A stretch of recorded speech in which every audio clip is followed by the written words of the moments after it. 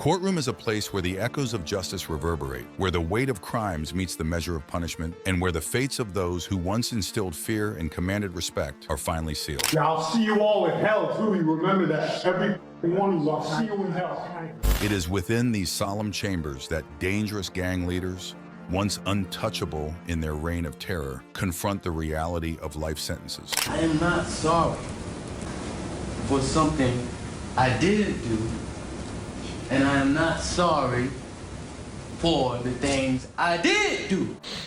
Starting with a case of Ronnie ONeal, on June 16, 2021, the Hillsborough County Court became the focal point of one of the most disturbing cases in recent memory. Ronnie ONeal, a gang leader accused of heinous crimes, delivered a passionate and shocking opening statement at his own murder trial. Convicted of multiple offenses, including the brutal murders of his girlfriend and their 9-year-old daughter, as well as the attempted murder of his son, ONeal's case captured national attention. Prosecutors presented compelling evidence that ONeal had attacked his girlfriend, Kenyatta Barron, with a shotgun before stabbing her to death. They detailed how he then turned on his daughter, Ron ONeal, beating and stabbing her before setting their home on fire to cover up his crimes. His son, Ronnie ONeal IV, who was 8 years old at the time, survived the horrific attack but sustained serious injuries. The young boy's testimony was a pivotal moment in the trial, as he had to face his father and recount the traumatic events of that night. During his self-representation, ONeal made a shocking claim, asserting that the evidence would show his son had killed Barron. Remember, I told you the evidence will not show you that my son witnessed me beat his mom to death, nor did he witness me shoot his mom. In fact, he didn't witness much at all. And the evidence will show that my son said my dad shot my mom is the correct statement if you want to cite statements, if he even said it. He subjected his scarred son to a torturous cross-examination, asking, "Did I hurt you that night?" The boy's painful affirmation, "Yes," underscored the cruelty of ONeal's actions. ONeal's strategy was to argue that his girlfriend had killed their daughter and then attacked him, but the jury saw through his defense. The prosecution's case was strong and methodically presented. They showed that ONeal's actions were premeditated and brutal, leaving no room for doubt about his guilt. The jury found ONeal guilty on all charges, including 2 counts of first-degree murder, attempted first-degree murder, arson, 2 counts of aggravated child abuse, and resisting an officer without violence. Do you remember the night when something bad happened to your mother and your sister? Yes. Basically, I was sitting in my room and I saw my mom and my dad arguing. I went in the room and then he handed me the shotgun and helped me shoot it. I was laying on my stomach, he had his foot on top of me and he was holding me down. I just remember going to someone and saying that my dad killed my mom, and then I got a mask put on me, and then I don't remember anything from there. Did you see me beat your mom? No. Did you see me shoot your mom? No. And she asked you who was getting the shooting, and you said your mom. And she said, okay, did you see it? And you said, I heard it and saw it. Do you remember saying that to her? No, I do not. Mr. ONeal appeared to be in command of the facts and knew the points that he was trying to get across, and I feel that he did so competently. Judge Michelle Cisco, who presided over the case, described ONeal's actions as unspeakable and inhumane. She noted his complete lack of remorse, which was evident throughout the trial. So Mr. ONeal, now that you have been found guilty of first-degree murder, we now go into penalty phase. And as you are aware, it gets no more serious for any defendant in any criminal courtroom in this country than what you are facing now.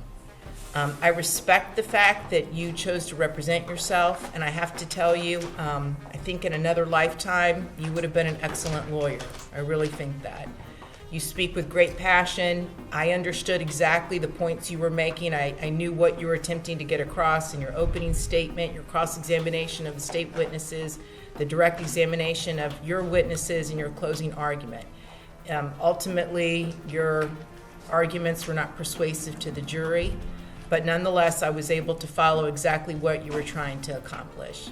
However, as we move into penalty phase, I'm really going to strongly encourage you to consider allowing counsel to now step in and represent you.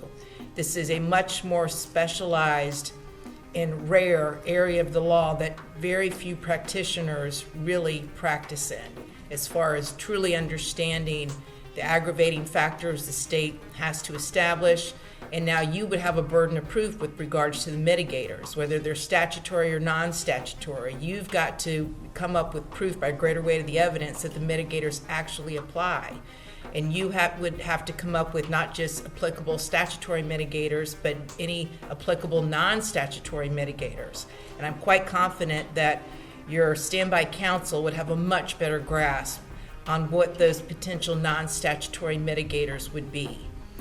So I want you just to think about it overnight.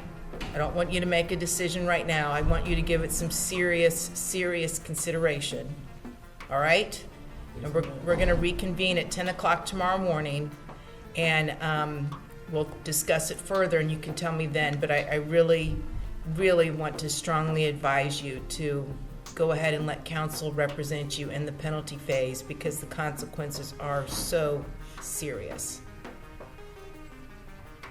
In his final statement before sentencing, O'Neal's defiance was palpable. He raised his voice, declaring, "I am not sorry for something I didn't do, and I am not sorry for the things I did do," until the judge cautioned him to lower his tone. As the judge delivered her verdict, O'Neal's demeanor remained disturbingly calm. He looked back, smiled, and shook his head as Judge Sisko read out the life sentences, one after the other. His defiant attitude persisted as he looked up at the ceiling, seemingly unbothered by the gravity of his punishment. After the sentencing, he walked out immediately, showing no sign of regret or acceptance of his fate.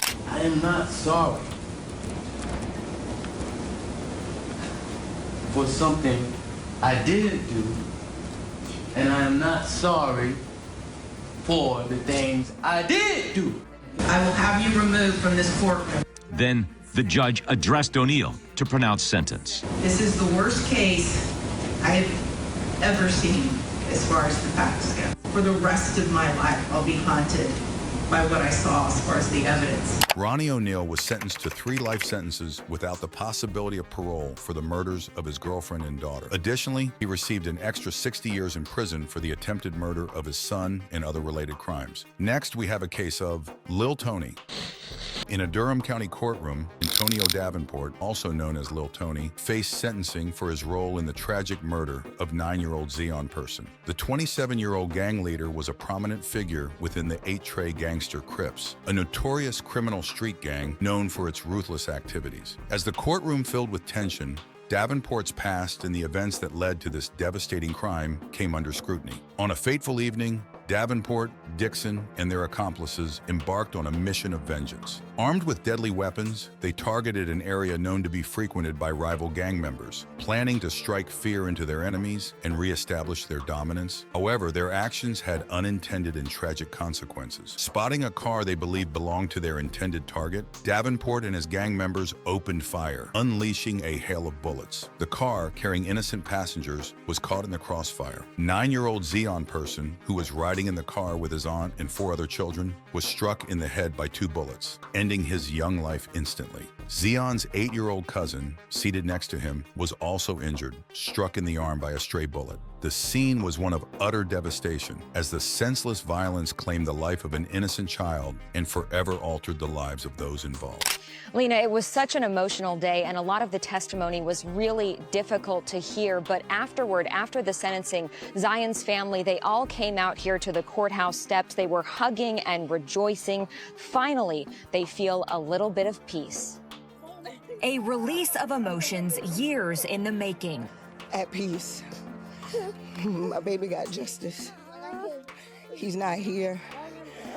I'm going to forever be in pain. But to know that they're going for life, definitely makes me happy. Ashley Ragland is Zion Person's mom. Here, her family had just learned 2 men convicted of killing her 9-year-old boy were sentenced to life in prison. Zion was shot while going with other family members to get snow cones in August 2019. We later learned it was a case of mistaken identity. Antonio Davenport and Derek Dixon mistook their car for a rival gang's. Now, guess what? What you doing with killing somebody? You took your life in ours and theirs over something simple. Stupid. No cameras were allowed in court, but I sat inside the federal courthouse in Greensboro for roughly 6 hours of proceedings. The sentencing took longer than expected because defendant Antonio Davenport had an outburst. It took multiple court officers to restrain and remove him. When he returned, he was wearing a clear bag over his head. The judge said it was an anti-spit hood because Davenport had also spit on a court official. The investigation into the shooting was a race against time. Detectives from the Durham Police Department, in collaboration with the Federal Bureau of Investigation, FBI, and the Durham County Sheriff's Office, worked tirelessly to gather evidence and piece together the events leading to Zion's death. A crucial piece of evidence came from a court-ordered ankle monitor that Davenport was wearing, placing him at the scene of the murder and providing a vital link to the tragic events of that night. The trial was a harrowing experience for Zion's family, who had to relive their loss in the courtroom. They watched as the jury deliberated and ultimately found Antonio Davenport guilty of violent crime, specifically murder in aid of racketeering. The weight of his actions and the devastating impact on an innocent child's life were undeniable. Mr. Davenport, you are charged with first-degree murder of Zion Person on August 18, 2019, felony conspiracy to commit that murder. You are also charged with assault with a deadly weapon with intent to kill, inflicting serious injury, attempted first-degree murder on Xavier Holloway. You are also charged with 4 more counts of attempted first-degree murder on Zaya Holloway, Zakia Wilson, Danielle Ragland, Zanae White. You are charged with 2 counts of discharging a weapon into an into a moving vehicle, inflicting serious bodily injury. 2 more counts of discharging a weapon into an occupied vehicle while it was in motion, and another count of discharging a weapon into an occupied dwelling. This is all from the same transaction, Your Honor. And finally, you're charged with possession of a firearm by a felon, and that you possessed a handgun when you've been convicted of second-degree burglary and felony larceny. The judge, considering the severity of the offense and its impact on the community, handed down a sentence that ensured Davenport would never walk free again. Antonio Davenport was sentenced to life in prison, a decision that sent a clear message that such senseless acts of violence would not be tolerated. As he listened to his sentence, Davenport displayed no emotion, a stark contrast to the grief and pain felt by Zion's family. Antonio Davenport is the 27-year-old who was found guilty of killing 9-year-old Zion Person in 2019.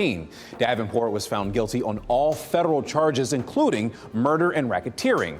Person was getting snow cones with his family when the SUV they were in was shot at, and that's because Davenport's gang, the 83 Babies, were targeting their rivals, and he was under the impression they were in the SUV. Sarah Kruger talked to Zion's grandma minutes ago. Here was her reaction.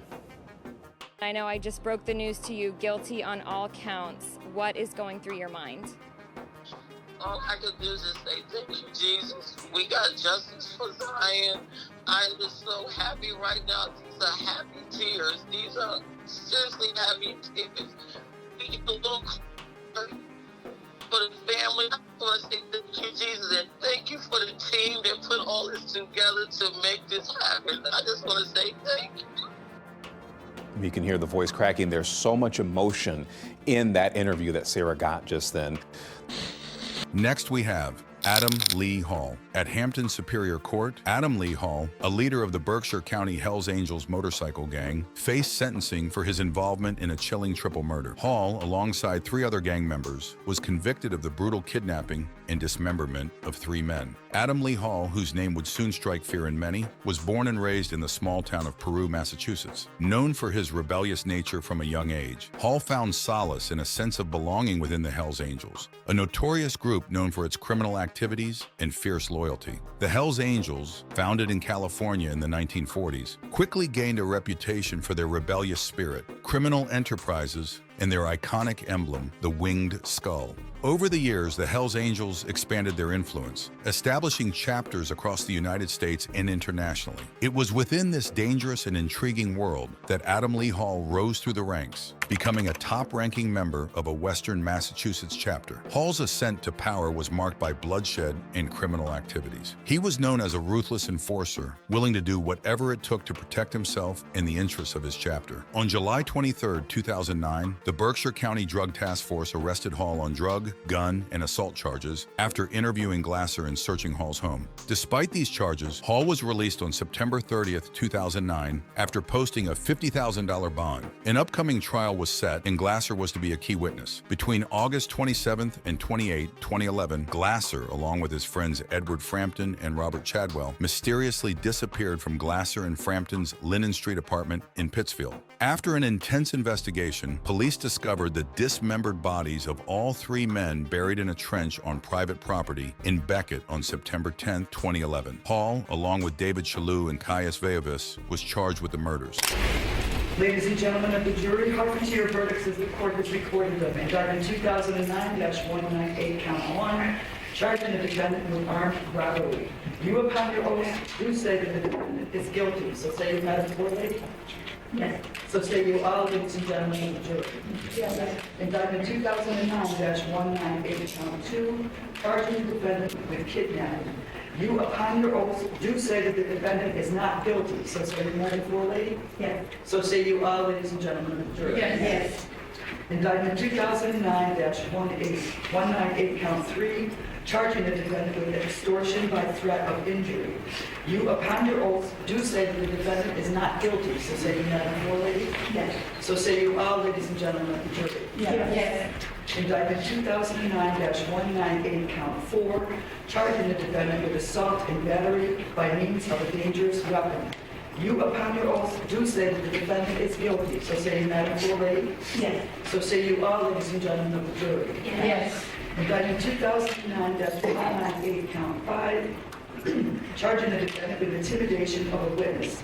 You, upon your oath, do say that the defendant is guilty. So say you, Madam Court Lady. Yes. So say you all, ladies and gentlemen of the jury. Yes. Indictment 2010-237, count 1, charging the defendant with kidnapping. You, upon your oaths, do say that the defendant is guilty. So say you, Madam Court Lady. Yes. So say you all, ladies and gentlemen. Yes. Indictment 2010-237, count 2, charging the defendant with possession of a firearm during the commission of a felony. You, upon your oaths, do say that the defendant is guilty. So say you, Madam Court Lady. Yes. So say you all, ladies and gentlemen of the jury. Yes. Indictment 2010-237, count 3, charging the defendant with intimidation of a witness or other person.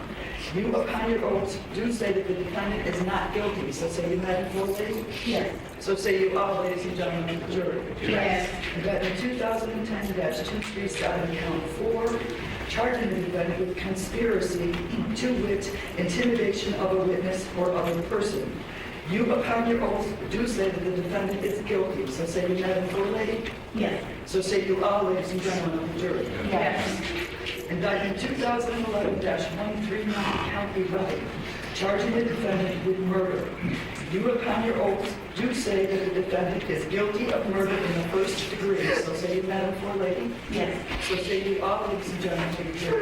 Yes. By reason of 1, deliberate premeditation. So say you, Madam Court Lady. Yes. So say you all, ladies and gentlemen of the jury. Yes. And 2, extreme atrocity or cruelty. So say you, Madam Court Lady. Yes. So say you all, ladies and gentlemen of the jury. Yes.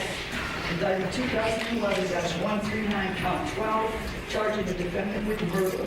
You, upon your oath, do say that the defendant is guilty of murder in the first degree. So say you, Madam Court Lady. Yes. So say you all, ladies and gentlemen of the jury. Yes. After weeks of gripping testimony and intense deliberation, the jury reached a verdict. Adam Lee Hall was found guilty of 3 counts of first-degree murder, among other charges. The judge, delivering a scathing condemnation of Hall's crimes, sentenced him to 3 consecutive life terms without the possibility of parole. To help us resolve this case, and you agreed to do so despite the obvious personal and professional inconvenience.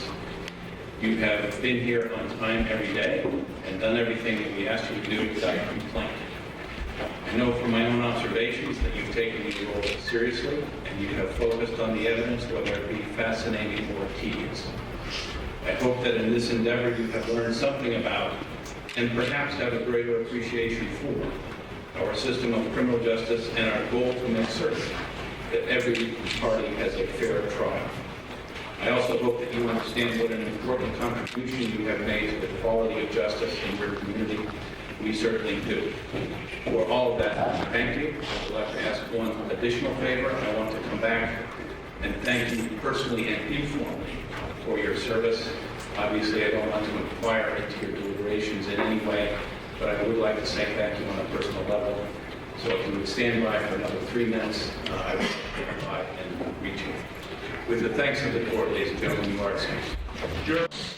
Next, we have Abel Galos at Jefferson County District Court. Abel Galos, a feared high-ranking member of the Crenshaw Mafia Bloods gang, was about to be sentenced on multiple charges, including murder and second-degree kidnapping. Galos was convicted, along with his gang associates, after the body of his 28-year-old victim, Simone Duran, was found burning near a dumpster in Golden, Colorado, in November 2018. From an early age, he became entangled with the Crenshaw Mafia Bloods, a ruthless gang that ruled the streets with an iron fist. Despite authorities being aware of his criminal activities, Gallegos' cunning and ability to evade capture made him a formidable adversary. He operated in the shadows, orchestrating crimes with precision and leaving no witnesses.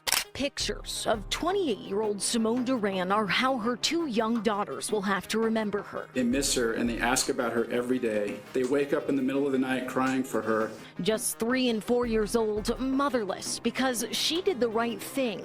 However, his involvement in a high-profile murder would eventually seal his fate. On the late evening of November 5th, 2018, chaos erupted on the streets of Golden as gunshots rang out, shattering the peace of the neighborhood. The victim, Simone Duran, a young woman, was tragically caught in the crossfire. Gallegos, along with his associates Alonso Quintana and Rene Rosales, had assaulted Duran, whom Gallegos had met through social media. The 3 men not only assaulted her, but also imprisoned her in the backseat of a vehicle, driving her to a dark, secluded spot at 6th and Nile in Golden. There, Quintana and Gallegos shot her 10 times before setting her body on fire. It was a senseless act of violence that shocked the community and devastated her family and friends.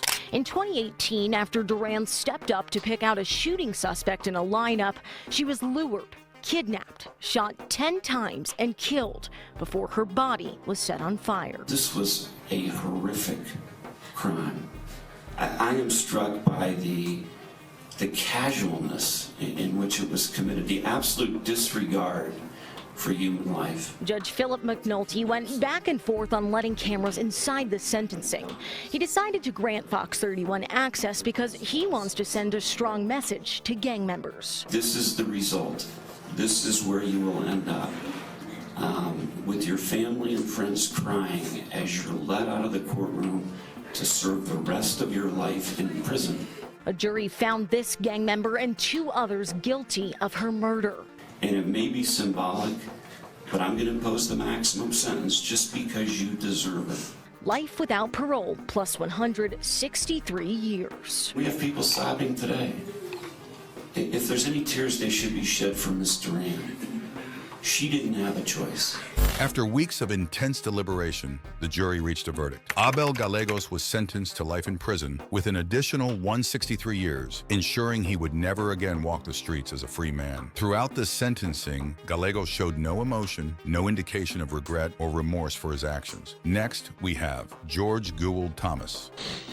At the Western Cape High Court, the sentencing of George Gould Thomas, a notorious gang leader, was underway. Known as Violence for his ruthless actions, Thomas's reign of terror in Cape Town had finally come to a halt as justice caught up with him. George Thomas grew up in the poverty-stricken streets of Cape Town, where survival often meant resorting to crime. Born in the 1970s, he witnessed firsthand the social unrest and economic inequality that plagued his community. His exposure to violence and desperation at a young age set him on a path toward a life of crime. As a young boy, Thomas was drawn to the allure of local gangs. He joined the 28 ES, a subgroup of the infamous Numbers Gang, one of the most dangerous gangs in South Africa. Quickly, Thomas gained a reputation for his fearlessness and his willingness to do whatever it took to protect his turf. His influence within the gang grew, and so did his circle of loyal followers. With his gang by his side, Thomas established control over his neighborhood. Notorious and feared, George Geweld Thomas, leader of the 28's gang. His reach and influence stretched wide, from the Cape Flat streets to inside prison. Thomas was convicted on 52 charges, including 7 of murder. His trial was one of the biggest and most complex gang prosecutions in the province. During the trial, 6 state witnesses were murdered, allegedly on Thomas's instructions while he was incarcerated. The day of reckoning finally arrived, and George Thomas stood trial for his crimes, facing a litany of charges including murder, assault, and racketeering. The courtroom was filled with tension as the prosecution presented a mountain of evidence against him. In this particular case, we started some years ago, as you know. Now, the sentencing of George Thomas and his co-accused is proof that our integrated approach of the cluster can and does work. The court heard that Thomas made and received 33,000 phone calls while in solitary confinement, orchestrating the murder of people who were to testify against him. The matter is still being investigated. In some instances, it is some of our officials. You must understand that particularly Thomas Geweld was quite a very feared man. He would not only, he would also threaten and scare some of our officials. Thomas was also handed lesser sentences, totaling 175 years. His 16 co-accused received jail terms ranging from 10 to 25 years.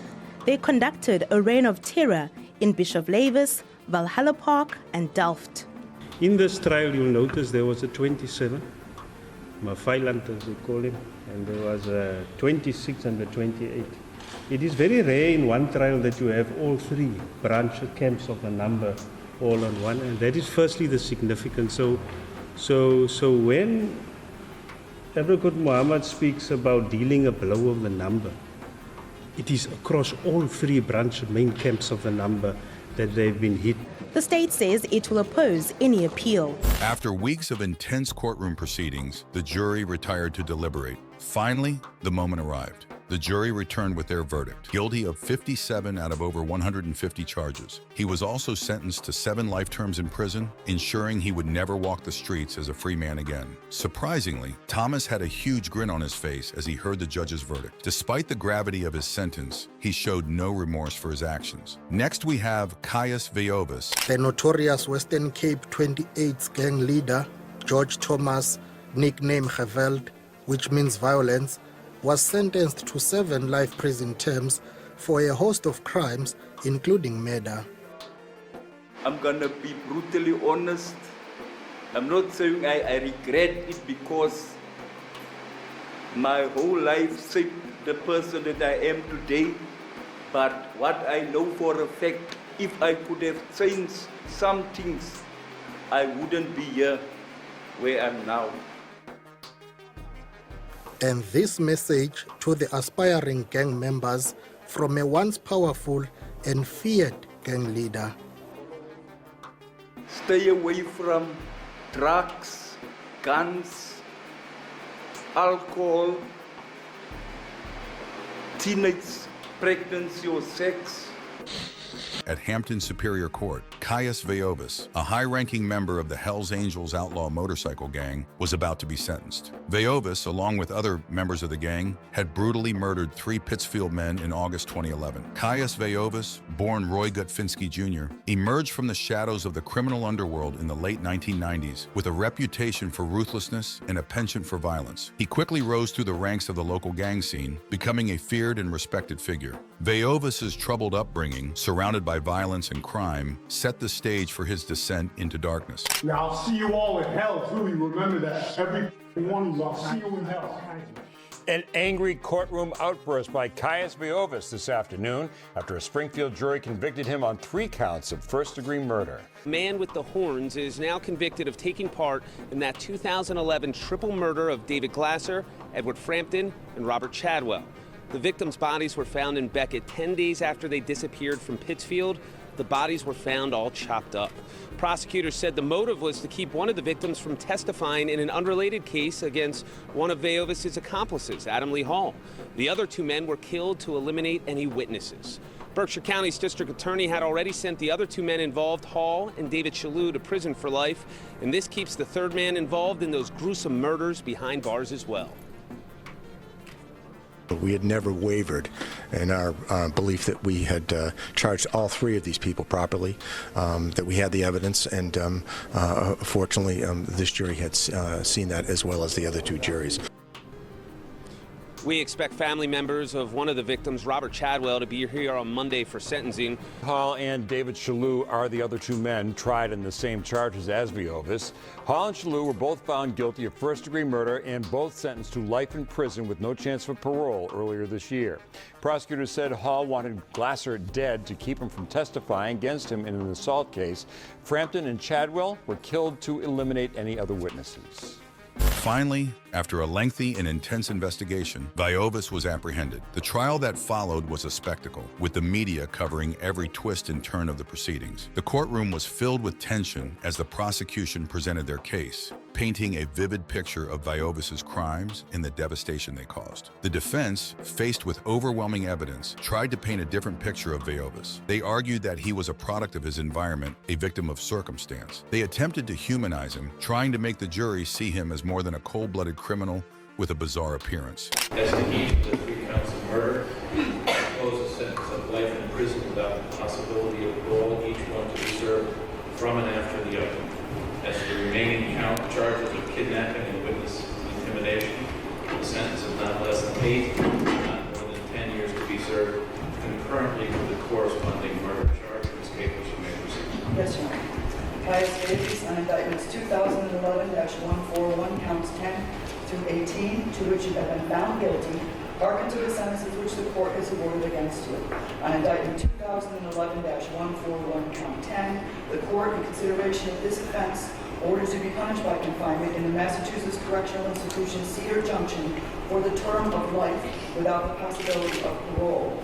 You will receive credit of 1,116 days for time spent in confinement awaiting disposition of this case, and that you stand committed in pursuance of this sentence. As to indictment 2011-141 count 11, the court, in consideration of this offense, orders to be punished by confinement in the Massachusetts Correctional Institution, Cedar Junction, for the term of life. This sentence is to be served from and after the sentence imposed on indictment 2011-141 count 10. As to indictment 2011-141 count 12, the court, in consideration of this offense, orders to be punished by confinement in the Massachusetts Correctional Institution, Cedar Junction, for the term of life. This sentence is to be served from and after the sentence imposed on indictment 2011-141 count 11. As to indictments 2011-141 count 13 and count 16, the court, in consideration of these offenses, orders to be punished by confinement in the Massachusetts Correctional Institution, Cedar Junction, for not less than 8 years and not more than 10 years. These sentences are to be served concurrently with the sentence imposed on indictment 2011-141 count 10. As to indictments 2011-141 count 14 and count 16, the court, in consideration of these offenses, orders to be punished by confinement in the Massachusetts Correctional Institution, Cedar Junction, for not less than 8 years and not more than 10 years. These sentences are to be served concurrently with the sentence imposed on indictment 2011-141 count 11. As to indictments 2011-141 count 15 and count 18, the court, in consideration of these offenses, orders to be punished by confinement in the Massachusetts Correctional Institution, Cedar Junction, for not less than 8 years and not more than 10 years. These sentences are to be served concurrently with the sentence imposed on indictment 2011-141 count 12. Under the provisions of Rule 64 of the Superior Court, you are hereby advised of your right within 10 days to appeal to the Appellate Division for review of the non-mandatory sentences. Under the provisions of Rule 65 of the Superior Court, you are hereby advised of your right within 30 days to file an appeal from a conviction. Mr. Officer, the defendant at the bar is in your custody under sentence. We are adjourned. Court will stand in recess, all rise. However, the jury, faced with the weight of the evidence, had no choice but to find Vovis guilty on multiple counts of murder and other charges. The judge, with a stern expression, delivered the sentence: 3 consecutive life terms. Vovis's reaction to the sentencing only solidified his reputation as a cold-blooded criminal, unrepentant and beyond redemption. That's all for this video. We hope you found this video informative and interesting. What are your thoughts on the sentences handed down to these individuals? Let us know in the comments section. Make sure to subscribe to our channel and hit that bell icon for more interesting videos like this. Thank you for watching our video.